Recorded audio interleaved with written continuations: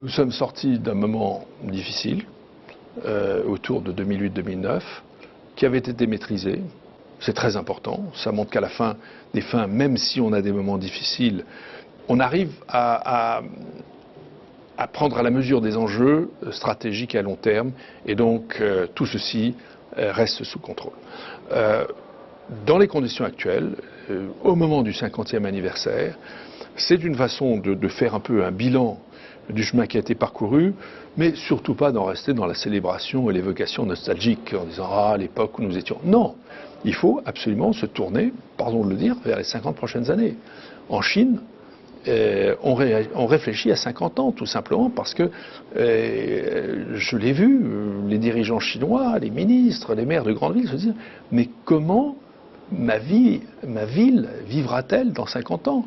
Quand je vois les problèmes de pollution, les problèmes de population migrante que l'on ne peut pas héberger et qui sont une population flottante qui pose des problèmes considérables dans la vie quotidienne, l'éducation des enfants, des travailleurs migrants, comment ça se présente. Donc là, il y a un chantier considérable. C'est une formule que j'emploie quelquefois. On parle de la Chine comme l'atelier du monde, et puis après on dit mais non, c'est pas ça, c'est acquis. Maintenant, ça va être le centre de service du monde. Oui et non, à voir, parce que le monde se diversifie, il y aura bien d'autres centres de services, mais l'argument que j'essaie d'avancer, c'est de dire que la Chine va être, pour une génération, le laboratoire social du monde.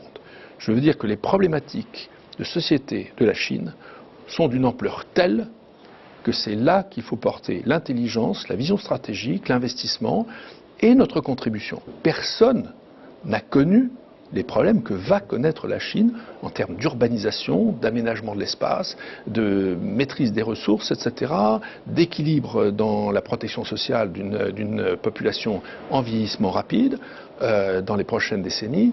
Mais nous avons des expériences qui peuvent contribuer à l'invention des solutions que la Chine va devoir petit à petit mettre en avant.